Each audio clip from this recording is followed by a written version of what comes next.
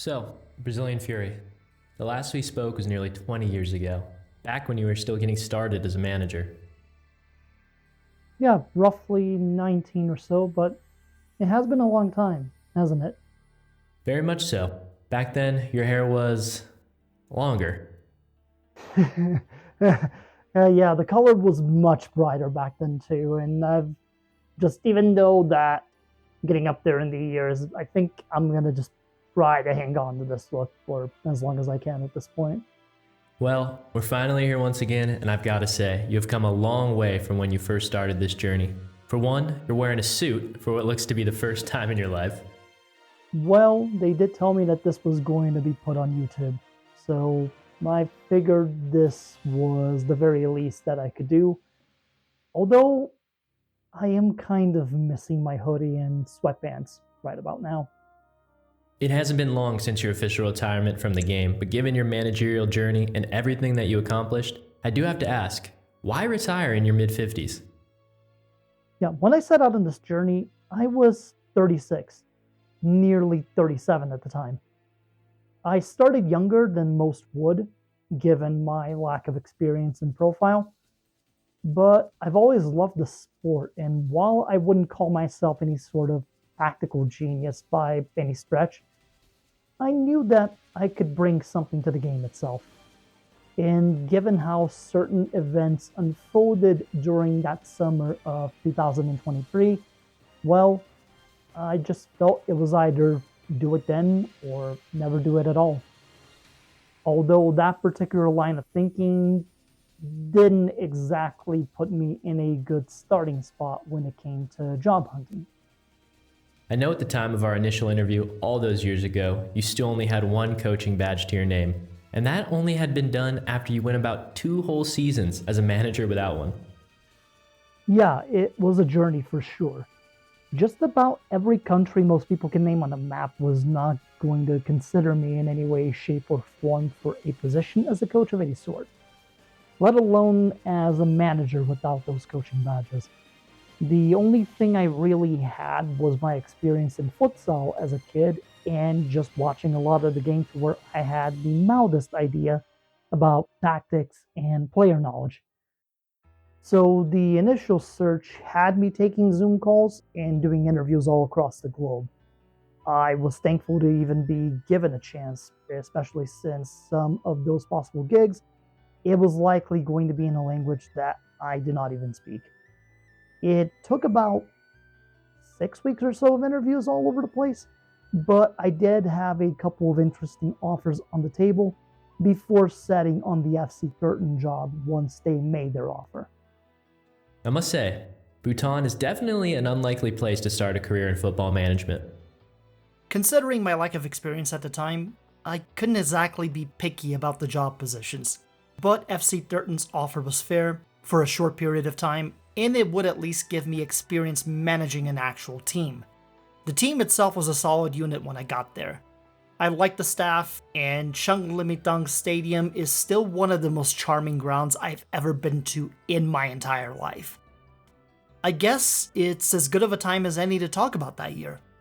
When I got to FC Terton, the expectations were for a top half finish with the club in the Bank of Bhutan Premier League. Alongside the stadium, what I really did like about taking over the position was that the league was running from August to December. I liked the challenge of trying to adapt as quickly as I could and to put the club in a good place to succeed. But what motivated me in particular was the idea of getting the club into the AFC Cup playoff rounds by winning the whole thing. And with only 18 games in the season, it didn't seem like some wildly impossible task. But I did get humbled very quickly, as my debut game as a manager against Guklayu FC did end up as a 3-2 loss, after we conceded the game-winning goal in the 94th minute.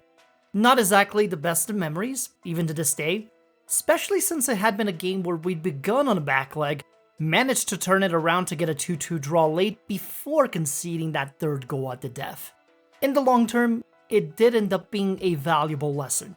See, while the club couldn't afford to pay for any coaching courses for me, the league schedule and the fact that it was a semi-professional team did mean that I had the time to just study these teams and whatever game footage I had available to me on the days off from regular training with the guys. The semi-professional level also offered some challenges, as there wasn't really a matter of transfer fees to give value for most players in the Bhutan Premier League. But it did also mean that you could negotiate the best possible appearance fees and caveats to get guys to play for you instead of the competition. So I picked up certain free agents like Sampat Shering, Kondo Dorji, Jerry Sidi, and Nima Gyeltshen to strengthen the side we had. After that initial loss against Druk we did bounce back with a solid win over Thimphu City, and I knew from the get-go that Dawat Shering and Tenli Tarchen would be essential players to make things work with the side when it came to the offense along with the free agents I brought in. It did take cycling through a couple of tactics in those early games to figure out what worked best for the team, but at the same time, it paid off in the long term. By the end of August, I'd settled on both a 3-4-2-1 and a 4-3-3 for our tactics, with a consensus towards just combating the majority of the 4-4-2 tactics that the other teams in the league would play against us. And to be honest, I was really surprised with how quickly the team took to the tactics. Even with a shorter season, we basically ended up going unbeaten from that late August game against Thimphu City until early November, where Thimphu College finally beat us 1-0. But the heavy title contenders that people had previewed like Ugyen Academy, Paro FC, Transport United, and Thimphu City, we were taking those guys down.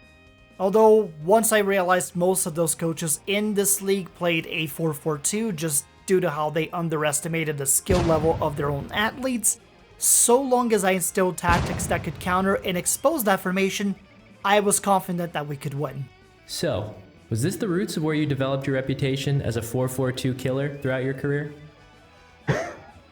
I might have lived most of my formative years in America, but I was born and raised Brazilian.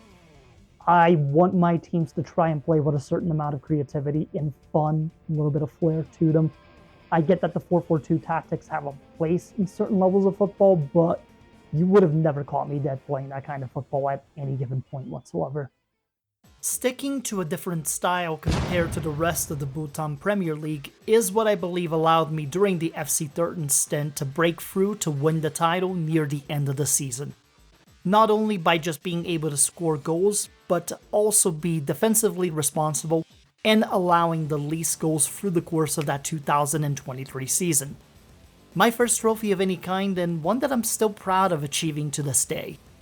But the contract with FC Terton was only set to be for 2 seasons, and well, their Premier League wasn't going to be starting until next August. So, even with the club's semi-pro status, they were at a positive balance on their spreadsheets, a decent amount of sponsorship money for this level had been brought in, and the league win also meant that they'd be gaining entry into the AFC Champions League 2 level. During that time, I asked the board of directors about starting a coaching course, just as a means to prepare myself for that second season. They ended up refusing. Cited something about the coaching staff being overworked or there being areas of training unstaffed altogether as their reason for not going through with it. So, I spent those next few months in Bhutan trying to get that all put together so that I could at the very least start that coaching course just before the season kicked off. But then, nothing came out of it. So, I just left before the 2024 season could kick off. Due to fearing the worst case scenario, I had begun the process to move out of the club and landed 2 interviews prior to my resignation. I was offered contracts by both of those clubs, but a third club came into the picture and they wanted me instead of me going after them. So I ended up interviewing and accepted their offer. What was it exactly that drew you to the job with Marist FC? Back when you took over, they were a struggling side in the Telecom S League and not exactly known for being a force in their own soil since they won the league title back in 2016. True. By the time I'd been offered a position, there were 5 games left in the 2024 season and they were dead last on the table. But to me, Marist was an appealing job because compared to certain teams in countries where a lot of the facilities tend to be unattended due to extraneous circumstances, They had some adequate training facilities, and I really liked their approach to youth recruitment as well. We might not be able to get the best guys as a semi-pro team at this level, but I thought we had a decent shot at building the team through the youth ranks. That's only part of it, though. To me, the Oceania region always tends to be ignored in the world of football as a continent. I mean, you hear about it all the time, right? All of these legendary managers over the years, guys like Omega Luke, Neil Davidson, Tom Kelsey, Kevin Chapman, and a bunch of others who have fought tooth and nail for the years to conquer the so-called Pentagon Challenge. And yet, there's always been one continental crown that has been ignored, even though it's existed for almost 40 years now.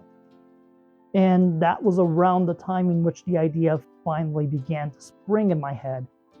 After all, much like those managers, I had started with nothing but the equivalent of what they call Sunday League football experience and no coaching badges whatsoever. Right. This is around the time in which you spoke to us about trying to surpass those before you and exploring the idea of the Octagon Challenge instead. Yes. 6 different Continental Cups, along with the 2 World Cups at both the club and international level. 8 different trophies, each that came with their separate challenges, and to have a chance at possibly achieving one of those 8 trophies was something that I did take very seriously after settling into the role at Marist FC. I came in with only 5 games left in the 2024 season, and the team being in last place, but outside of 2 games all year, this was a team that was only losing games by a single goal. It was not a bad side by any stretch of the imagination. So I kept that in mind when looking at what tactics to use. The team didn't have a lot in terms of defensive wings, so a 3-back system with double DMs, 2 midfielders at the wings, and then the attacking midfielders and striker at the center is what I ended up settling on for those final few games of the season. It wasn't anything world-shattering, and our defense definitely let in its fair share of goals during it, but we did see positive results that lifted the team from dead last to 10th place. That gave me confidence that I could prepare in the off-season to have this team swinging for the fences, especially since the top 2 spots in the league got OFC Champions League spots. Jimmy Natalie ended up being a big proponent in those victories with the goals he scored during that stretch, and he was a guy that I could build this team around. At least, that's what I would have done if he didn't retire. But he was 35 years old, so maybe he just felt like it was time to go. So during the off-season, I ended up grabbing a few veterans like John Markseni, Cedric Doliassi, and Alvin Ray to help me with that. But it was the goalkeeper Cassio that turned out to be my biggest signing at the time. I ended up scheduling and playing quite a lot of friendlies between January and the start of the season in April, not only to just make sure that our players would be as sharp as they could be for the season, but because I also wanted to gauge who I could build the side around for the time that I'd be there. And with guys like Norman Gafu, Spencer Vaio, and Bobby Leslie standing out, I ended up tinkering with our tactics to only have a lone attacking midfielder and then a pair of strikers up top to be our main goal scoring threats. It's probably the most experimental that I've ever gotten with a tactical approach, but it was working. While a lot of folks on the Solomon Islands predicted that we'd be in the top half of the table, we ended up running roughshod over the Telecom S League entirely. We had multiple guys contributing to the scoring, and our attacking brand of football ended up with us winning the S League title with 3 games to spare in that season. Everything just clicked throughout the year. Both the senior team and the U19s winning trophies was proof that we had something here at all levels. Not to mention, that unbeaten run we managed for most of the year was integral in that it allowed us to strike a deal to have Ligue 2's Laval agree to be our senior affiliate team, and for the board to trust me enough to start my first ever coaching course to get my National C license. What would you say was the biggest win of the season that year? There were a few key games throughout that year, but probably would have to be beating Solomon Warriors in the earlier portions of the season. They had been the dominant power in the Solomon Islands footballing scene during that stretch of the years, so a 3-2 win against a team of that caliber That showed that we meant business. Speaking of which, almost immediately after the 2025 season wrapped up, we ended up getting an offer for Casio from Indian side Mohun Bagan for $90,000. Now, I know this figure sounds like chump change when compared to the transfers that happen on a nearly daily basis across the world of football, but it was the kind of money that could fund operations in a semi-pro club in the Solomon Islands for years. So we had to take it, even if it meant losing a player of Casio's caliber that very much could have been useful for the OFC Champions League in the following year. So, in order to boost the team up for the 2026 season, we brought in a couple of players on free transfers. Winger James Baker, attacking midfielder Eduardo Luiz, keeper Edison Gutierrez, striker Vinicius Popó. Admittedly, a lot of foreigners to help, but it is something that I felt was imperative to help the local talent we had at Marist FC to get even better. Not to mention, we also had a pretty good youth intake at the club at the end of the 2025 season, which included the man who was, to me, the best player to come out of the Solomon Islands since Rafael Leai did a few years ago. Was this the year in which John Ferrasua emerged into the scene? He was the missing piece of that defensive backline. No matter the tactical approach that I took through that year in the 2 to 3 defensive roles that I needed, John could play them in pretty much any aspect that I could ask of him. And to be as good as he was at age 17, I just felt that he had a future in the world of football and that Marist was only going to be a springboard for that. But those signings, John's emergence as a prospect and springboard onto the senior team, that all came around the time in which we got the news that our playoff round qualifying match into the OFC Champions League was going to be against Casa FC, who are also in the Telecom S League and were the second place team in last year's table. They definitely didn't make it easy across the two legs, as we had to fight and scrape to a 1-1 draw against them in the first leg and then had to engineer a comeback against them in the second leg. Thank goodness for James Baker scoring that penalty kick in stoppage time, because otherwise, I'm not sure if we're even having this conversation right now. Although, getting into the OFC Champions League and actually playing games in it are two different things. Our group stage draw put us in Group B with AS Magenta from New Caledonia, Erekor Golden Star from Vanuatu, and Rewa FC from Fiji. It was 2 groups of 4, and in a similar style to the World Cup, we'd play each of the teams in our group once, with the 2 best teams moving on to the semifinals. But the 2026 edition had an air of excitement to it when compared to years beforehand. That was the year in which Auckland City missed the competition entirely. Never in a million years did I think that the literal dominant power in this continent would miss the Continental Tournament due to not being able to qualify for it in the first place. And that meant we had a chance to win this whole thing. By the time the group stages were kicking off, we were about 3 games into the S League, so we just tried to carry our form from there into the competition. While we knew it'd be a challenge, that first game against Erekor Golden Star, there were definitely some nerves with the trip to New Caledonia, who was hosting this year's Champions League, and that game was scrappy. Coming out of it with a draw, I felt very fortunate. The guys handled it well, and that gave us momentum to take down AS Magenta in the next game, which would set up the game against Rewa for who would end up getting first place in the group. They made us work for it. The early lead they took, we could have been in a deep hole fast if not for Spencer's goal in the 19th minute, and then Owasio tying it up not long after. Responding as quickly as we did, I had the confidence that we could at least come out of this one with at least a single point. And while Rewa scored with a penalty kick early in the second half, we just responded again with a tying goal. And then, we got the go-ahead goal on the set piece to make it 4-3 and somehow held on to that. We ended up getting Hikari United FC from Papua New Guinea, who have had the distinction of being one of the 2 teams in the entire OFC outside of Australian and Kiwi teams to win this Champions League. Here we were, as a semi-pro unit, taking on one of the bigger clubs within the continent itself.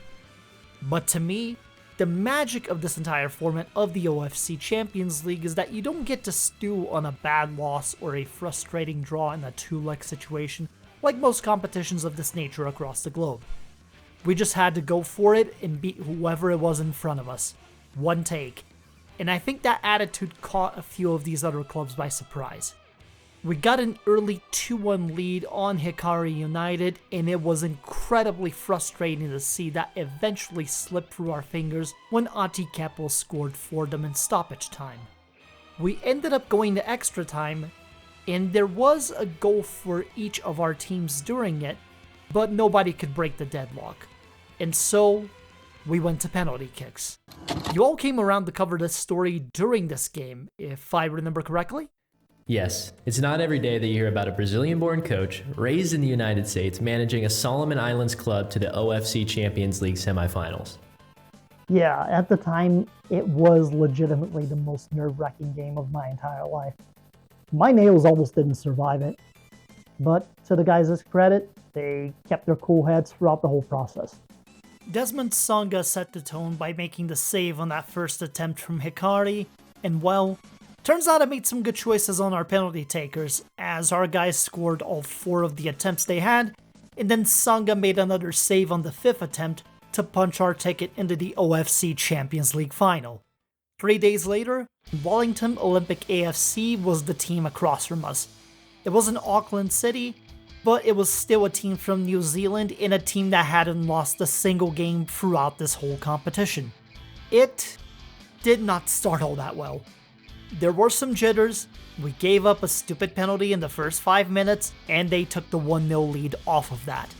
But from that point on, we executed our game plan to near perfection. Spencer Vio led the charge for us that afternoon, scoring the tying goal, drawing the penalty kick that James Baker scored, and then assisting with a gorgeous cross to James Nowell to give us the 3-1 lead by the 24th minute of that game.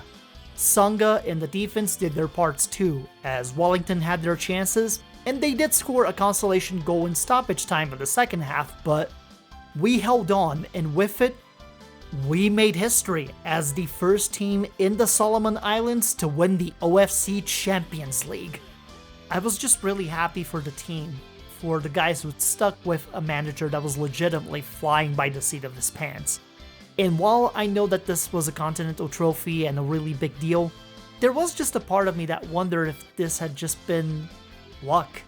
That this team had what it took, all I did was just draw some X's and some O's on a board and the players did all the work. I just kept thinking that I still had so much work to do to get better as a manager.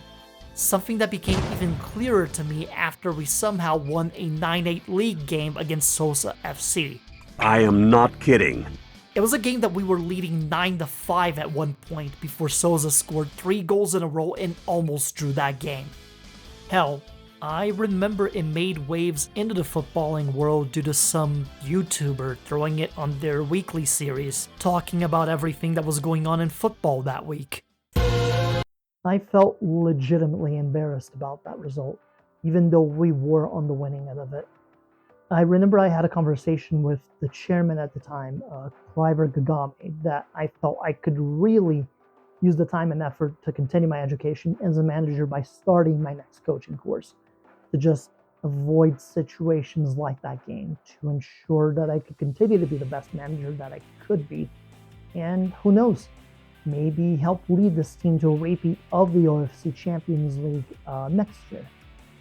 The answer I got was that they were no longer going to be investing in my coaching career, that they were too afraid that continuing to get my coaching badges meant that I was going to just up and leave the club for a better job out there before my contract with Marist was up. And that hurt me, admittedly. Still kind of hurts thinking about it even up to now, because it wasn't a matter of, hey, pay me a certain amount of money or like fund my coaching course or what have you. With that, I was just hoping to have a little bit more trust from the club, given that with the one coaching course that they did fund the previous year, I was able to win the Telecon S League and then to go ahead and win the OFC Champions League on top of that as well, just a few months later. Even with my lack of experience and all these feelings inside that maybe I wasn't worthy of it, that doesn't change the fact that I played a part in those accolades. It admittedly was what drove me to tender my resignation just a couple of weeks later. After you left Marist FC, you did spend a few months unemployed. What'd you do during that time? Well, I wasn't exactly swimming in the money. I ended up paying my fare to go back to America and ended up crashing in a friend's couch for a few weeks. Not exactly the most glamorous kind of lifestyle, but going back to the country where I grew up and made my home before embarking on this crazy journey gave me some perspective and helped me plan out my next move. I'd begun to spot and then apply for different jobs that were available across the football world, same way that I'd done before. It didn't really matter where the job would take me, but I had one very specific criteria when going through these interviews and talking to these teams. I needed them to guarantee me that they would fund a coaching course for me from the moment in which I signed on the dotted line. No empty promises, no ifs, ands, or buts about it. If I was going to be taking charge of a football team to be their manager, I want to be in the best position possible to make them the best team that they can be. And it wasn't something that a majority of the teams that I interviewed with were keen on doing, except one. Arja Bofilag.